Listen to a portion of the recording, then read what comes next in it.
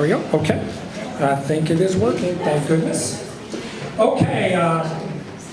And if you look real closely, Allan is holding something. And we actually have it here today. This is what he is holding right there. He handed this to me decades ago, and I put it in my basement. It's like the other day, I'm like, well, where's it at? We found it. So it is here. It will go in the LHL archives. But anyways, LHL started, I think, in May of 1972 when they had a bike ride from Old Louisville down to the Ohio River.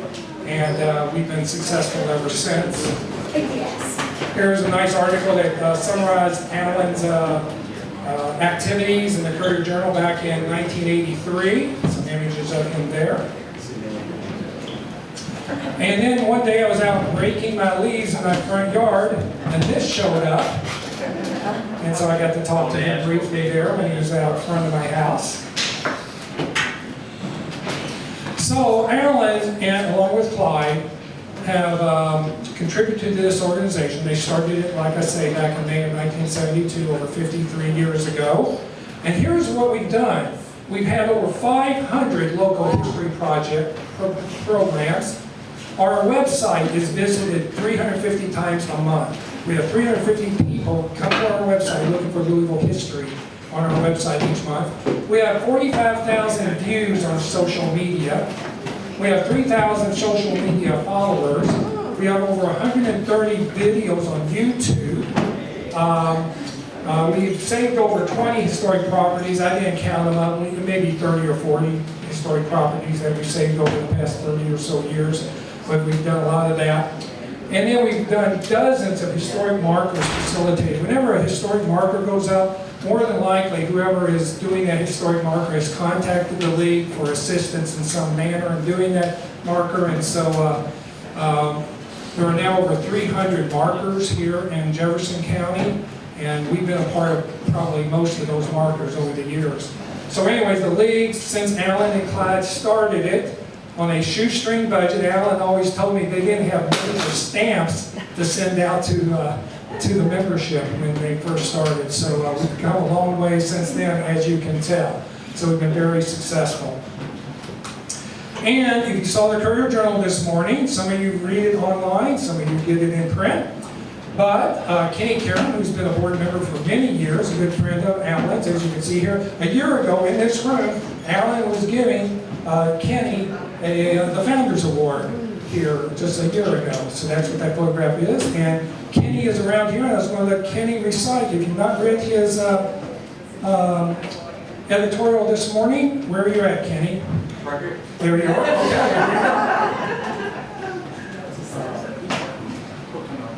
Oh, okay, he's hooking up a new mic, so we'll get that going in just a second. But anyway, so what we're going to be doing, we're having a couple of tributes to begin with. Then we're going to have Steve Cruz and the band are going to perform a song that Allan actually wrote. And so then we'll play that. And then we're going to do the award ceremony after that. And then after that, we're going to, for those who still want to stick around, we'll have some more tributes, more ice cream and lemonade, more music. So that's our agenda for today. And he's not got the microphone hooked up yet, huh? Do you want to just do this and that way I'm sure what's going on? Okay. You talked about stamps, and they couldn't afford them. We, the people of today, we can't afford stamps either. All right, Allan was my inspiration for learning about historical preservation, and have been with him so many times. So this is what appeared in digital form, Courier Journal. And for those of you who still read the Courier Journal, it was in the Sunday paper today, this column. Louisville historian fought to give our city a sense of place. Like an emerging, energizing ray of the sun, Allan Steinberg, who passed away recently, shone brightly on his beloved city of Louisville in many ways. He was deeply involved in education, historical preservation, volunteerism, local history, college counseling, and humanitarianism.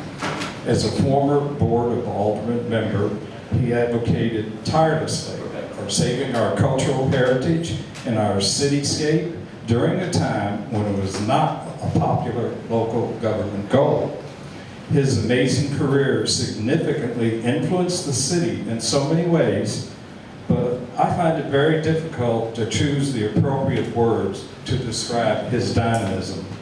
Allan and Father Clyde Cruz, a professor at Bellarmine University, also a Louisville history expert, founded the Louisville Historical League in 1972 as a volunteer organization to promote the preservation of city's best architecture, to teach citizens and students about local history through programs and walking tours of city neighborhoods.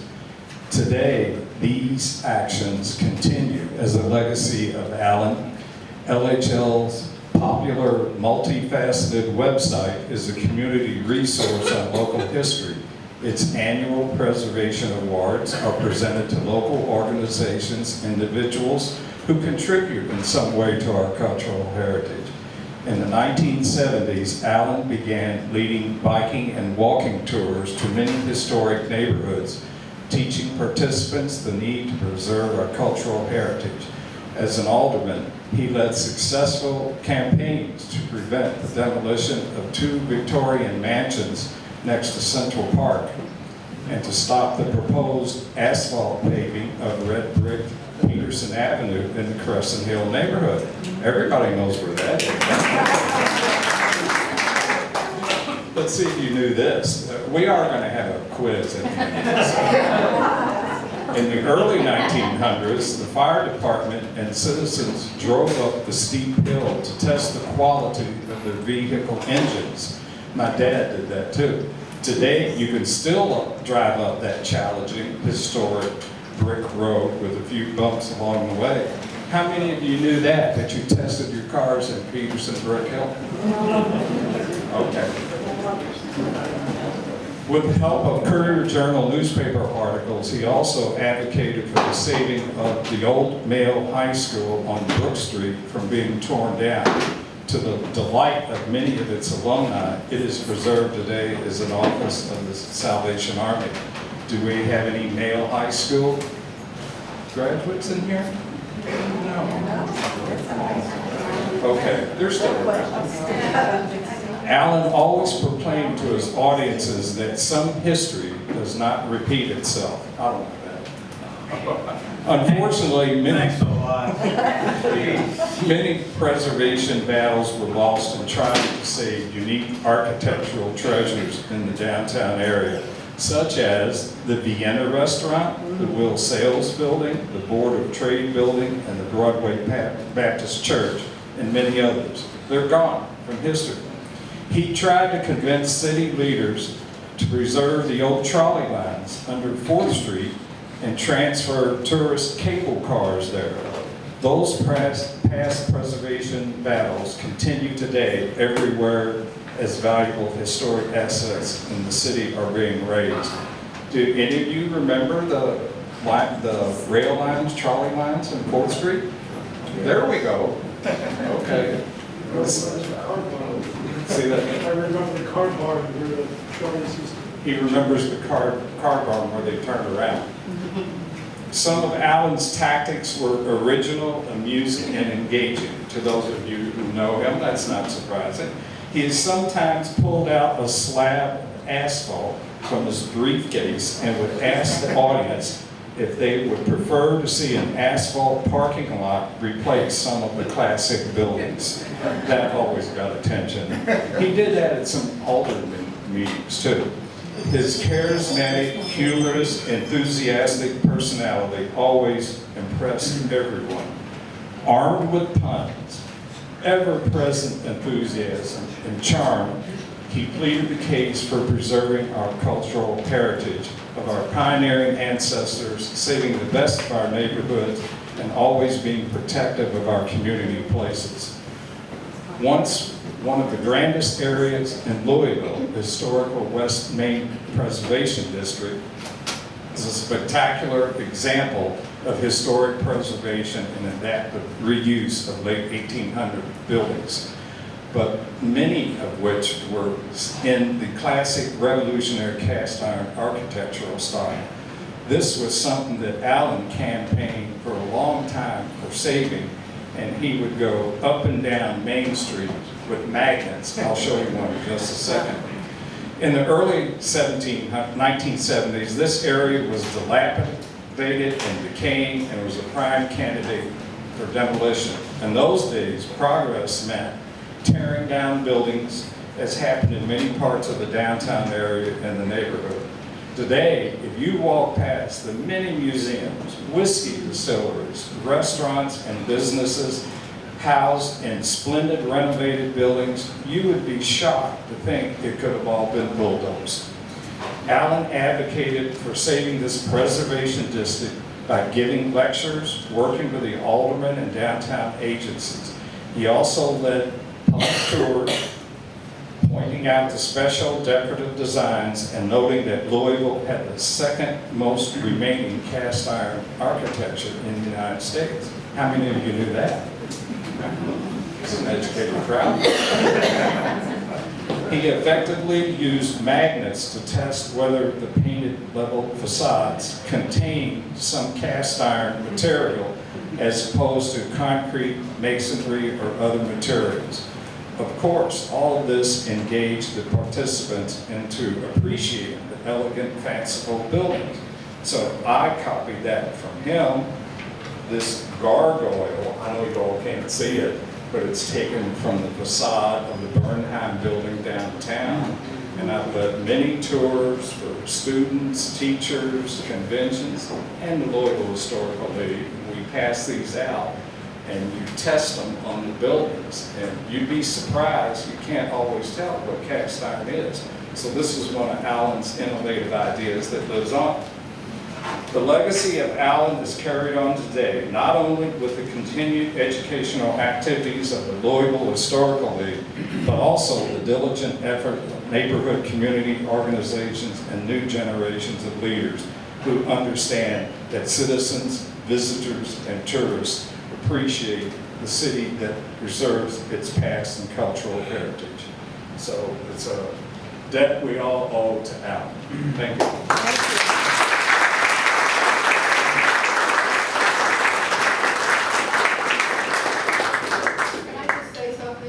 Thank you very much, Kenny. Yes, real fast. I visited with Allan about a week before he died, and I'm a neighbor, and we would always talk about historical stuff. We were talking about his love of architecture and the different things he'd saved. And one of the things he said to me was, if I couldn't save the building, I saved a piece of the building. And there is a part of the trolley track, I've fallen over it many times, that he owns, so. Oh, and we are going to have some time for more tributes throughout. I want to thank Clyde Cruz has entered the building here. Clyde, thank you.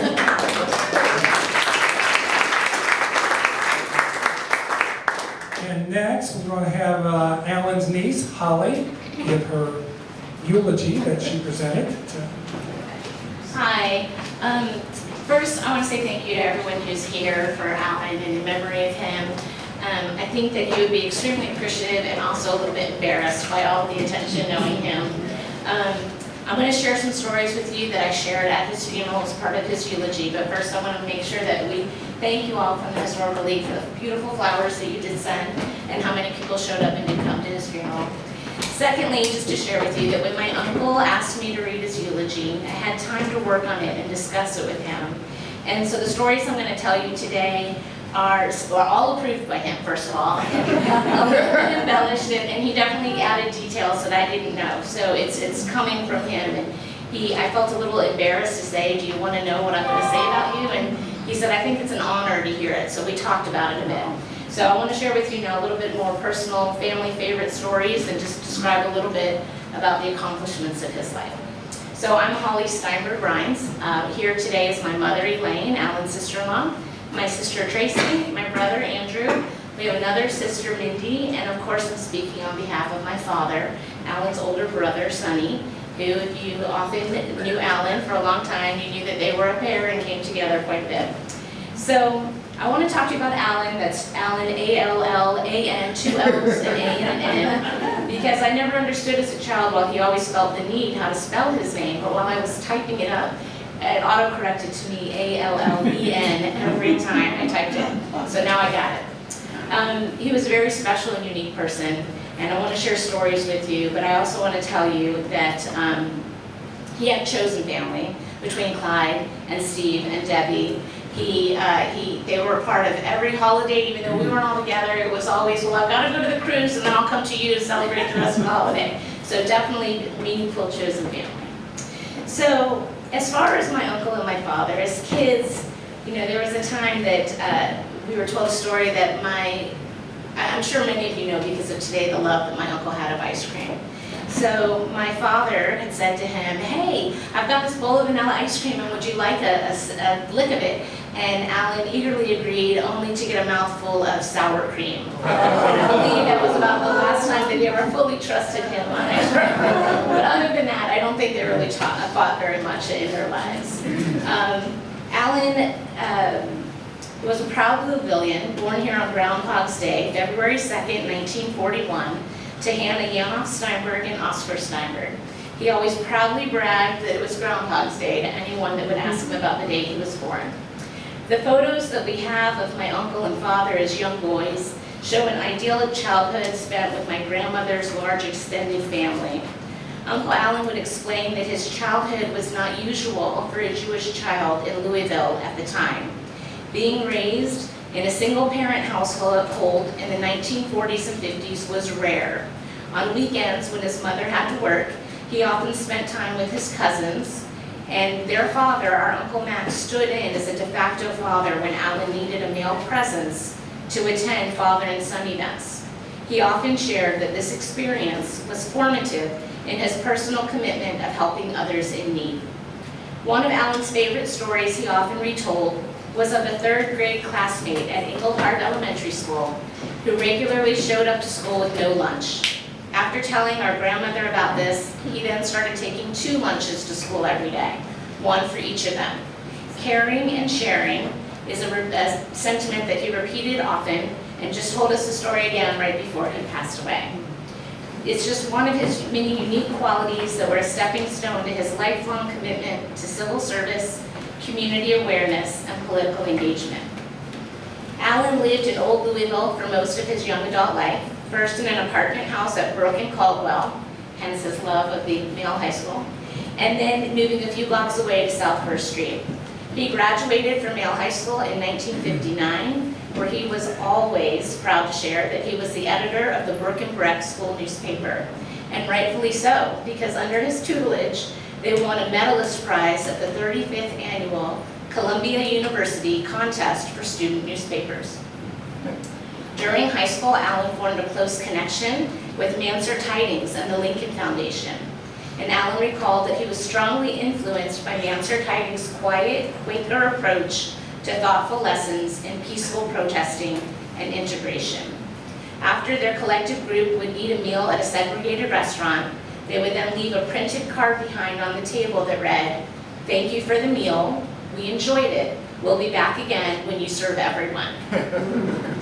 Uncle Allan attended Indiana University for 2 years, and then when tuition money ran out, he returned home to complete his degree in political science at the University of Louisville.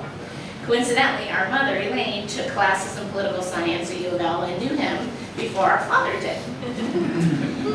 After school, Uncle Allan followed his brother into the Coast Guard, and he told us that there were so many Jewish men in the Coast Guard at the time, they used to call it the Jewish Navy. After completing active service, he earned a master's degree in counseling and student services. He began his adult working career with the Louisville and Jefferson County Youth Commission, where he coordinated youth programs for students of all races and economic backgrounds at a time when the city was still very racially and economically divided. Now, it's important to remember that Allan did not have a car until he was 27 years old. So he got to both school and work by walking or bus, when he couldn't get a ride from someone. He said he often made a game of trying to run alongside and race the city buses down First Street toward U of L to see which one could get there faster. He liked to tell a story about borrowing my father's car to go out one evening, and this is a detail he filled in, he was headed to get ice cream at the old Cream Top, which I don't even know what that is because that's the age difference in us, but it was a good detail that he shared. And I'm sure he was looking for something better than a sour cream ice cream scoop at that point. But believe it or not, he burnt out the catalytic converter of the car and it caught on fire. As he recounted, he did not look forward to returning the car to his big brother. But even that incident didn't seem to create too much of a rift between the brothers. In 1967, Allan interviewed for a position at a newly planned academic institution, which a year later became Jefferson Community College. He was hired as the very first college and student services counselor on the faculty at JCC when it opened in 1968. In February of 1969, while he was still in the Coast Guard Reserves, Uncle Allan made the front page of the Courier Journal wearing part of his Coast Guard uniform. He was covered in mud from coaching the women's team of the infamous Mud Bowl, which was a student protest to get the muddy parking lot paved. His sister Tracy joked with him it might have been the first and last time he attended women's mud wrestling. He was later brought in for a court-martial, though, for defacing his uniform. Thankfully, his superiors had pulled him in for trial as a joke, but he definitely did not find it as funny as they did. Allan was universally loved by his students and remained committed to their betterment at JCC for 30 years, retiring in 1997. In and of itself, his career at JCC was extraordinary, but Uncle Allan didn't just work 9 to 5, sitting in a counseling office. He accomplished so much more by living his personal motto, people first. Uncle Allan, along with Father Clyde Cruz, founded the Louisville Historical League in 1972. One of my earliest distinct memories was gathering on Main Street to plant a time capsule with Uncle Allan in 1975. He led the Historical League's bicycle tours and was chairman of the board that raised money to restore Thomas Edison's home in Butchertown. His personal passion for preservation led him to champion the cause of saving 2 19th century homes near 4th and Park from demolition by taking out a billboard on Bardstown Road to gain support for saving the historic homes, and he succeeded. He's quoted in the paper as saying that this attempt to demolish Louisville architectural history is not, quote, urban renewal, but urban removal. Dedicated to improving the city he loved, Uncle Allan campaigned and was elected First Ward City Alderman before the city and county governments merged, and he served for 5 years from 1979 to 1984. He cared about the city and the voters knew it.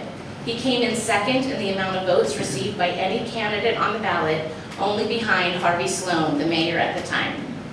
While on the Board of Aldermen, Allan introduced the first ordinance in the United States calling for safety standards for children's car seats. And let me ask you, does anyone here remember the packets of forget-me-not flower seeds that Allan printed with Allan Steinberg for Alderman slogan on them? So I think it was a super smart marketing campaign. I still have the packets, and after 46 years, look how many people remember it. As an alderman, he was instrumental in getting a $50,000 grant to help the Crescent Hill Community Council buy the historic Peterson-Dumino House. He also led the fight to keep the city of Louisville from paving over his beloved historic Peterson Avenue brick hill. Preservation, Uncle Allan said, is, quote, making people aware of the heritage they have in their own backyards, end quote. There are so many hats that Uncle Allan wore, and I'm not just talking about his signature flat cap.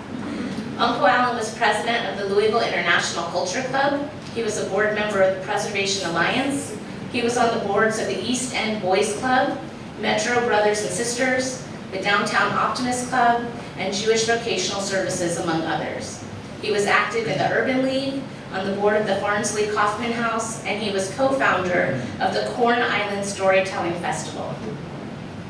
He was a recipient of many accolades and awards, the first of which he received before he even knew the word preservation. In 1943, at 2 years old, wearing a cape and crown designed by his mother, Uncle Allan was the winner of the Louisville Prize Baby Show, given out by the Louisville chapter of the Women of the Moose. If you've been in his house, you've seen he very proudly still has his certificate. His other more serious recognitions include the Louisville JC's Outstanding Young Man Award, the Humanitarian Award from the Louisville chapter of Unmeet Women, the Falls City Heritage Award from the Preservation Alliance, the Good Neighbor Award from the City of Louisville, and he was the 1997 inaugural recipient of the Allan M. Steinberg Humanitarian Award, named in his honor. And he said that one was a little odd to receive. Uncle Allan spent the final decade of his career working as the executive director of the Kentucky School for the Blind's Charitable Foundation. Conversations with my uncle often involved politics, not surprising for someone so passionate about civil rights, equal rights, and making a future better for those who came after us by not forgetting the history that has come before us. Many years ago, Uncle Allan gifted me his Nissan Maxima when he traded up for a newer car. And I remember that car gave him endless entertainment when it would announce, every time the driver's door was opened, "The door is ajar." And he loved hearing it call the door ajar. My dad and uncle shared a very similar sense of humor, and we've all learned to giggle and give a little grimace and eye roll as the puns would roll off of Allan's tongue. However, to give him his due, a 1975 Louisville Times article described Allan as the hit of the public hearing circuit, renowned for his puns and props. I would be remiss at this point if I talked about his Maxima and didn't remind everyone about his adventures in owning another renowned car. Not his Model A. He actually also was the proud owner of an AMC Pacer, but thankfully that car did not catch on fire. Uncle Allan was beloved by everyone who knew him, and we all know that he never knew a stranger. Both my dad and uncle had the same trait. They talked to everyone they met. And they talked, and they talked, and they talked. Uncle Allan told me that he would even tell his nurses, "I know you only take my temperature this often to put the thermometer in my mouth to shut me up." From former students to foreign travelers, political campaign supporters to neighborhood friends and extended family, people were always stopping by Allan's house. There was rarely a time that we would ever be in his home that the doorbell didn't ring and someone would be stopping by unannounced to say hello, just checking in if he might be home for a quick catch-up. And what an adventure it was to visit Allan's home. More like a museum at times than a house. It is filled with memories of events like our family Hanukkah parties, which he hosted annually. Then there's always the 4th of July parties that we probably pushed on him more times than he wanted to host, because we all enjoyed the activities at the Peterson Dominoes and the fireworks to follow. After all, he has the best parking spot in the area there. And his Octagon room has treasures galore of both American, Kentucky, and Louisville history. But there's also family history in the house. I can't tell you how many times at family parties we would play on his player piano, stare at postcards through his old wooden stereoscope, feed his koi fish in the backyard, and play his nickel or dime pinball machines. Everyone has unique and fond memories of Allan. Mine, both as a child, as an adult, spending time with Allan, include him being at every family event or get-together. We were very lucky in our family that both my father and mother had brothers who all got along well, and they supported us by always showing up for special moments in our lives. Every one of us enjoyed riding in his Model A, being the one to sit in the front seat and get to press the Auga horn. Each of us relished in being chosen to be the page for the evening during city council meetings, peeling apples on a hand-cranked core back at his old house, and then of course his famous apple crisp dessert that followed, knowing who a birthday gift was from without looking for a tag, because he always wrapped gifts in the colored comics pages. And especially I used to love walking up to his office window at JCC that faced Chestnut Street, peeking into the window and knocking to say hello while I was waiting for Tart to pick me up after school down the street. He always graciously waved back, even if we accidentally interrupted a student session, and we could see him mouthing through the glass explaining to his students who we were. Our family trait that Uncle Allan was sure to pass on to mine and my siblings' children is his love of sweets. Between trips to explore the Falls of the Ohio or museums around Louisville, he was sure to take us on visits to Shimps for cinnamon candy, Booth's for Majeska's, and he ended every family meal with an offer to go get ice cream. My husband asked me recently, what was your uncle's favorite flavor of ice cream? And my reply, ice cream. But in all seriousness, he did tell me that his favorite was mocha chocolate chip. So please, tonight or tomorrow or next week or next year, go and eat an ice cream in addition to the ones you had earlier today. And when you do that, please toast to Allan and know that he would have loved to be able to share another sweet moment of time with you. He was a remarkable presence in our lives who will be forever missed.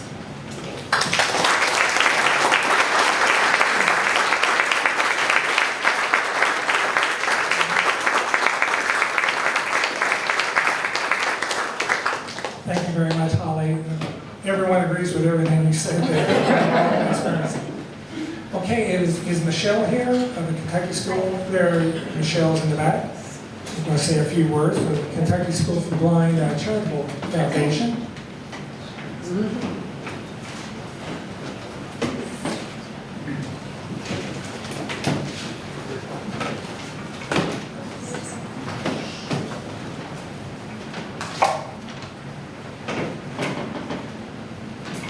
Hello everyone, my name is Michelle Brown and I'm with the Kentucky School for the Blind Charitable Foundation. And first I want to thank you all for being here and also for inviting me to come and speak. I first want to say that Allan was such a cool person. When I first met him, he popped into the Charitable Foundation where I was the executive director. That had been his former role. So he was checking in, he wanted to know what was going on, and we started a conversation, and we talked for hours, actually, as you were saying. He loved to talk. But he had a lot of really cool stories to share about his life and his experience with the children at the Kentucky School for the Blind. He was a founding member of the Kentucky School for the Blind Charitable Foundation. 1984 to 1998, he was there. And the mission of the Kentucky School for the Blind Charitable Foundation is to make a difference in the education, independence, and quality of life in students and individuals across the state of Kentucky. And Allan and the founding members were very, very passionate about that. I stated earlier, truly wanted to make a difference in the lives of others, especially the students at the school and across the state. And that's what a lot of people didn't realize, is that not only was it students at the Kentucky School for the Blind down the street here in Frankfort, but across the state of Kentucky. During his time at the foundation, Allan impacted students' lives. He was there for many years and really did change what students were able to do. So for example, that meant raising money, and Allan was excellent at that. It meant buying assistive technology for students, canes, programs. He took students to Europe, to Arizona, and some of these students were children that had never even gotten on an airplane before. So it truly was, remarkable and life-changing for the students, I think for Allan too, because he also learned a lot. I listened to a podcast that I found online, and in the podcast, Allan shared that, at first he was nervous, being at the Kentucky School for the Blind, being part of the board, and then becoming the executive director. And he's quickly learned that, these are great kids, that it's going to be fun, and that's why he ended up staying for many, many years. I also learned that, his role as executive director for 10 years, I've actually been there 10 years, ironically enough, but we also shared a lot in common, and we would get in these, conversations, like I said, that would last for hours. So I also live in the neighborhood. We both would walk to work. Allan loved to walk. I love to walk. I've got running shoes on because I walked here today. So we both loved to exercise. And as I shared earlier, he loved to travel. So he took the students on really cool trips, and I think he would love to know that the students are still going on really neat trips. So for example, we recently took them on a ski trip to Colorado. Well, not recently, but in February, when it was really cool. But the students get to go downhill skiing, cross-country skiing, snowshoeing. And I can so picture Allan loving every minute of that, because he would have been with the students, making an impact, but also outside and being active. And then he also loved David Bowie, and I don't know if you all know that, but he came by the office one day, and I had just gone to New York City to visit a girlfriend, and she had gotten free tickets to this off-Broadway show, kind of in this little hidden gem of a theater. So we went, and it was a show called Lazarus. And the gentleman who started the show, Dexter, Michael Hall, played David Bowie in this production. It was amazing, and I'll tell you, Michael Hall can sing. He sounded just like David Bowie. It was really shocking. After the show, my girlfriend and I went out to the side, and we waited for, she wanted to get Michael Hall's signature. So we were there standing, and this gentleman was pushed up in a wheelchair. And at first we're like, gosh, who is this? There were not many people on the back side of the theater waiting for Michael Hall to come out. It was David Bowie. And he was so cool, and we got to talk to him. He signed our playbills. He died 2 days later. Wow. And I still had the playbill. But I made a copy of it for Allan. I'm not sure where it ended up, but he was very fascinated with all that. And he loved, and sometimes he would come over and he would sing, one of David Bowie's songs. Changes was the one he sang the most. What else about Allan? I think the most important thing that the Charitable Foundation would like to share, with all of you is that he was just a wonderful person. He truly loved people and not only had an impact on our foundation, but also, with children and people across Louisville, but also across the state. So we are very thankful for all that Allan contributed to the Kentucky School for the Blind Charitable Foundation over many, many years, 20 plus years. So, thank you.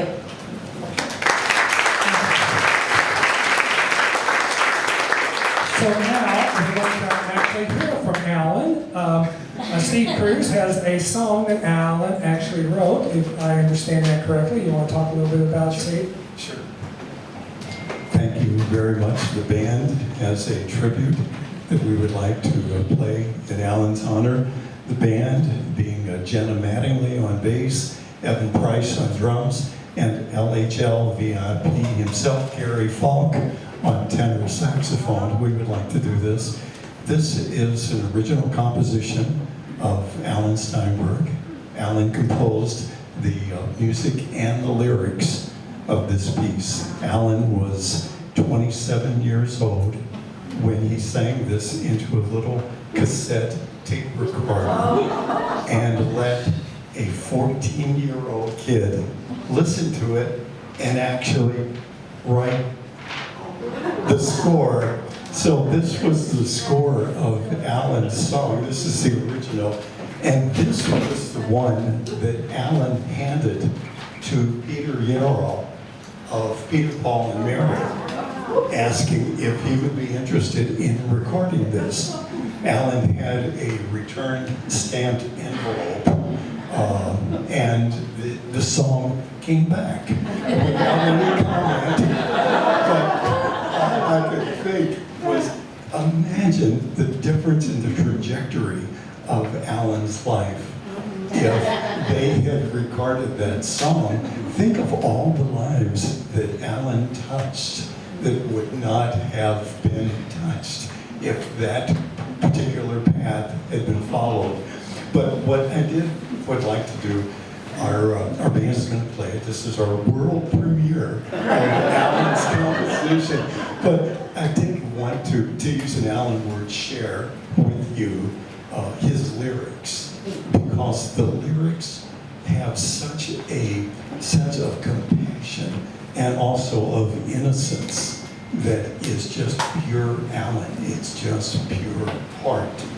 But the little song that Allan composed is called "The Little Tree," and there's a little tree in America that wants to grow so strong. With the sun and the rain and gentle care, it cannot go wrong. Yet something else is needed before that twig can grow. Yes, something must be deeded to people high and low. That something else is peace. That something else is peace. The twig can stand the storms that come. Yes, brave the winds that make it numb. But it cannot spread its branches strong until the world knows peace. And let me tell you, friend, plant a tree in peace, call it all your own, let peace be with us, and soon new trees are sown. And we listen carefully, and you hear someone applauding. At an inappropriate time, we know that Allan is tuned in. So anyway, The Little Tree by Allan Steinberg. Thank you, Steve. And while Steve's getting set up, if anyone's willing to make a donation to LHLR, Kentucky School for the Blind Charitable Foundation, you can pick up an envelope out front, or we have a donation jar here, or just contribute online. And just as they set up, can you believe he liked David Bowie? Did you know that? Clyde, did you know that he liked I did not. Oh, that's something new. And by the way, while we're getting set up, we have a lot of buttons that Allan created a lot of marketing things. We have these out on the credenza. Feel free to take one. This was when we were trying to save the old med school downtown, and then a Louisville Historical League buttons. So we have a lot of buttons out front. Feel free to take some. So Steve and them are ready. You ready? We'll get going.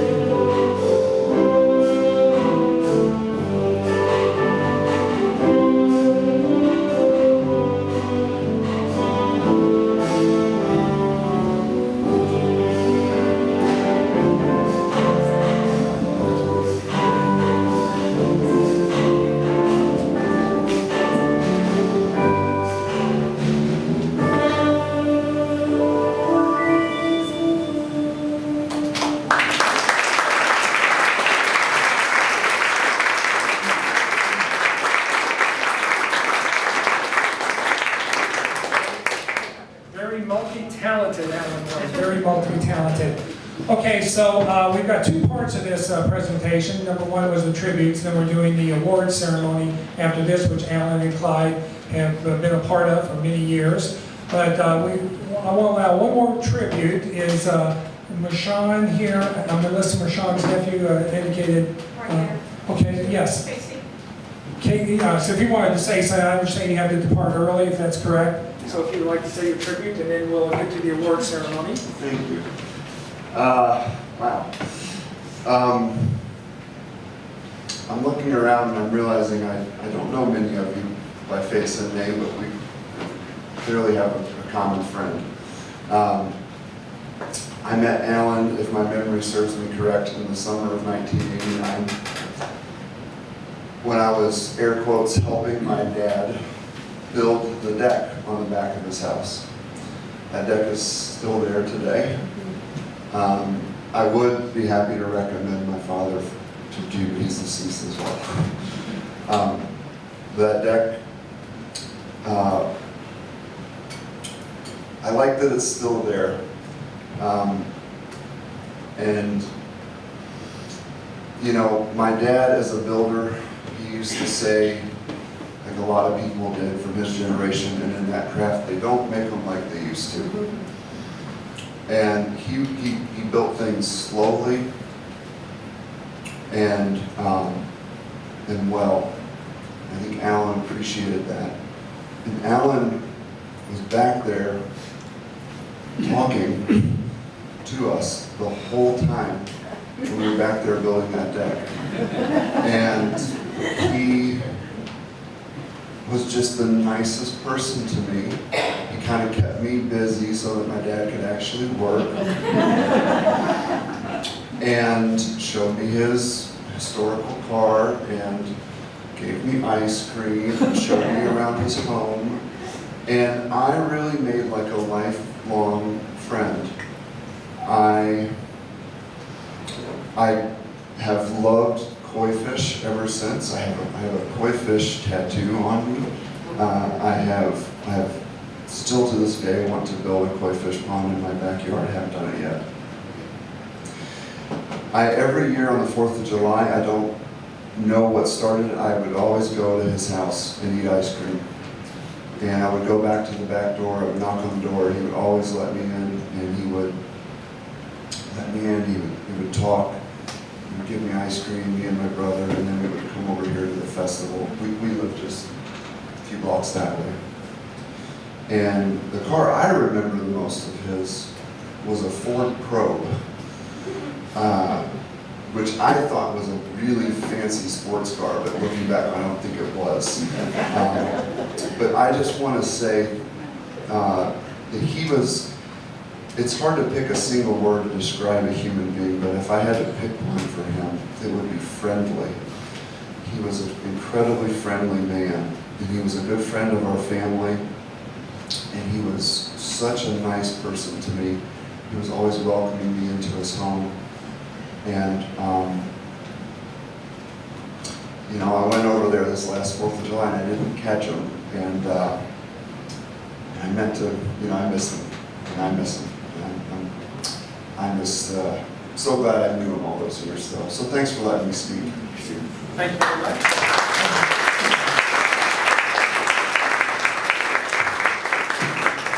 And today is Allan M. Steinberg Day in Louisville, as per our mayoral proclamation here. And speaking of, Holly, when the mayor sent this certificate, they had misspelled Allan. So I had to do a little type editing here to make this work. So anyways, today is that. So again, we'll do some attendee tributes after our award presentation. We've run a little bit behind schedule today. So let's do the awards presentation first. We'll try and get through this fairly briefly. Usually we do a very long presentation, but today we'll do it fairly brief. We want to thank Wadia Newman for the beautiful awards that we're about ready to present. The first one is the Baxter Park Community Center, and I don't think anyone, is there anyone here from Louisville Metro Housing? I don't think they, by the way, let me redo the video here real fast. Hang on just. High tech, because back in those days we used to type everything on little 3x5 cards, but we had the type that you could put red or black, and that was it. He has moved this forward, not just to the day, but to the future. And believe me, 100 years from now, there's going to be somebody who will never know the name Jim Holmberg, but they will bless him for the work he's done, because he's moved the Filson Historical Society into the modern age and beyond. And I appreciate it, and he was always a joy to be with, and an asset to this community. Thanks.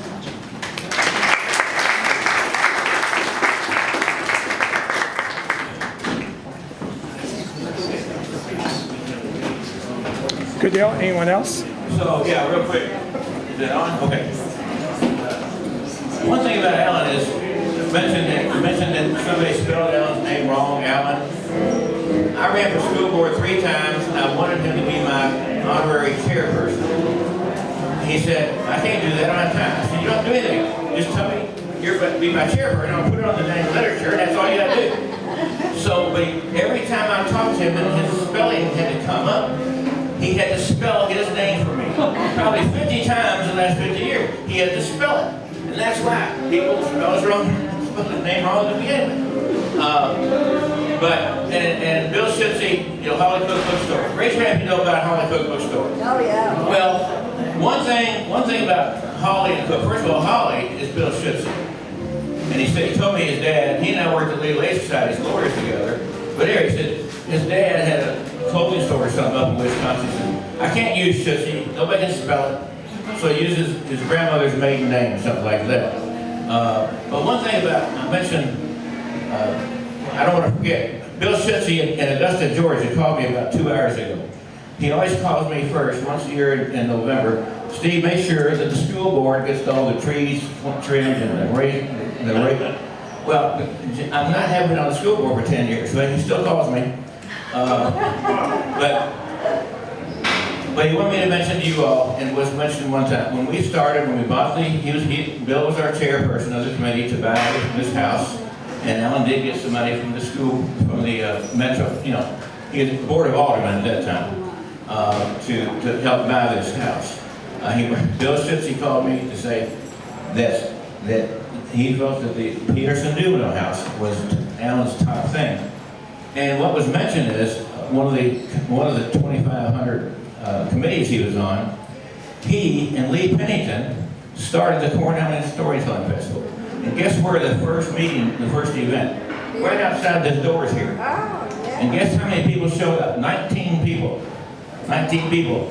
And because of all that, now I got on the Corn Island board of directors, but 19 turned into about 3,000 to 5,000 people every year for the ghost story, mainly for the ghost story, the other regular stories.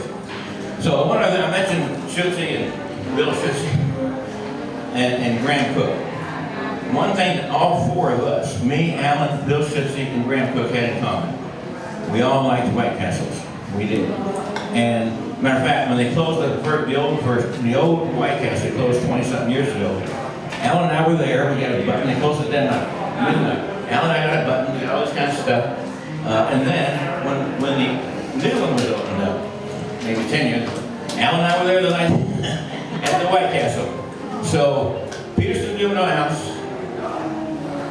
and White Castle reporting to me and four other guys. All right, anybody else? It's like I had a quick PS, and that is about the very beginning of the historical league for the historical record. And when Allan and I were maneuvering this and working on it, little brother, Steve, the pianist, who you heard from and continue to hear from, Steve was there every step of the way, a great pushing the thing, bringing very youthful and enthusiasm. We thought he was extraordinary. At the time we were extraordinarily young at that time. But on that, and the night before the first event, which was a bicycle tour of downtown, which made it into the Courier some nice pictures, Steve got hold of a large piece of yellow cloth and he cut out, I don't know, like 20 strips and took a pen and traced on it what I guess was our first logo of the Louisville Historical League, and gave everybody that came. There were about 20 people that came to the first. They all put those in their arms and they rode through downtown wearing those little yellow things. So I just wanted to add that to the beginning. Steve is kind of another professional. Yeah. Nobody else.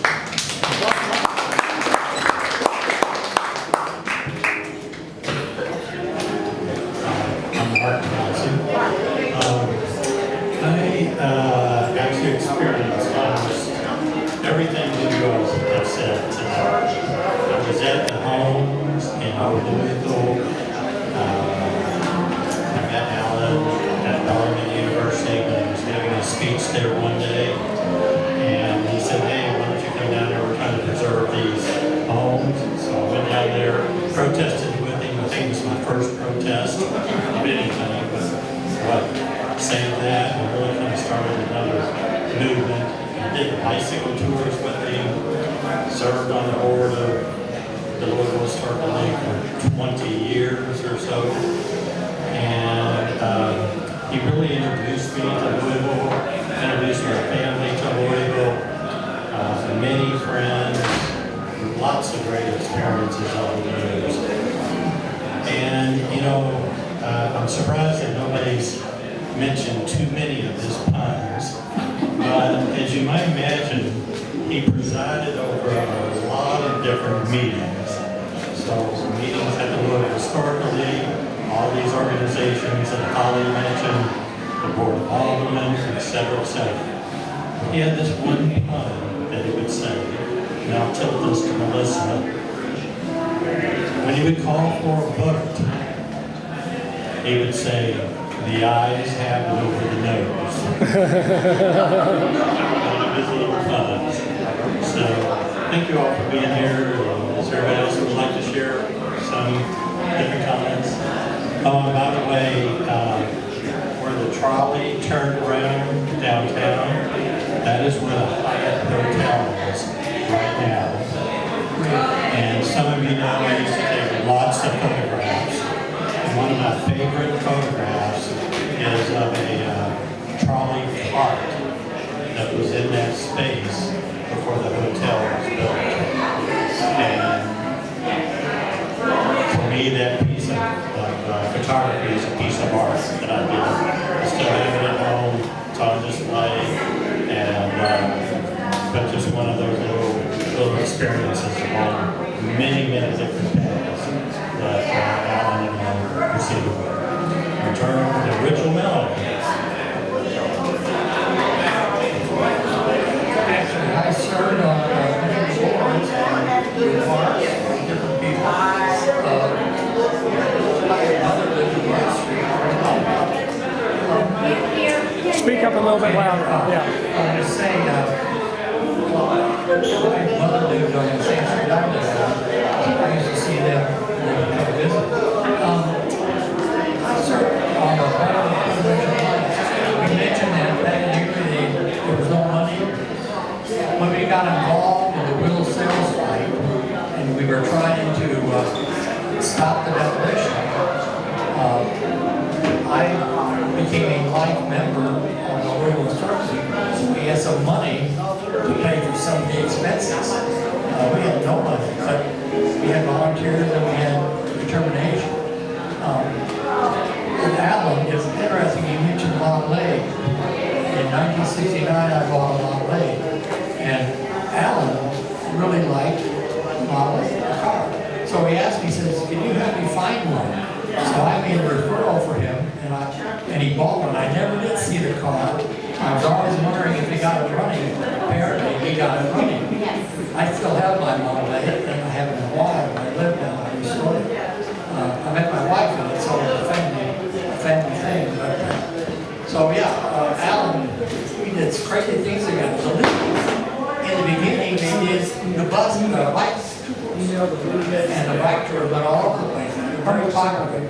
A lot of people on bicycles. And we used to get cars that were aggregated with all these bicycles that walked in the street. So what we had to do was we had to hire a police car to follow us to keep it, because we had some pretty aggressive drivers. We had one driver hit one of the bikes once. So we had to have a police and it got so expensive, they had to stop doing the bike tours. But then the walking tours. And the walking tour became extremely popular because more people could take part. A lot of people couldn't ride bicycles, but they could walk. And one of the other things that they did, which I didn't mention, was we call it renovation in progress. We would arrange to go into a place that was pretty bad shape and walk around and see how terrible it was. And then we'd go back into it just when it's finished. The sealback was an example. We went into the sealback and it was a mess. We got restored, people went into the we educated people to what to be done to these old buildings to make them not only livable but beautiful. And so we did all the different buildings we did. I can't remember all the different names. I haven't lived here for 15 years, so my memory's going. But that was a tremendous educational thing that the league did. And I think they kind of do some of that now too, but it was wonderful. People became aware of the fact that just because a building is old, it's not useless. So that was one of the best things I believe. I have it's interesting. I used to work with a lot of history directors in the early days.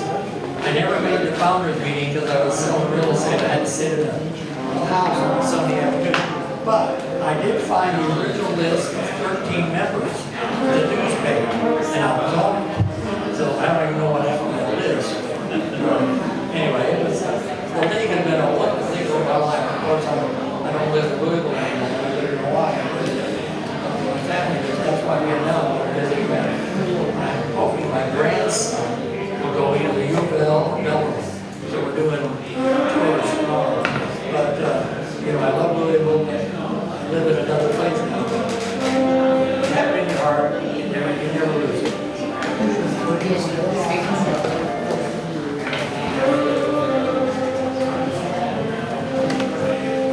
My name is Debbie Etheridge, and Allan and my dad, Joe Cazoro, were co-founders of the KSB Charitable Foundation. And I rented my first apartment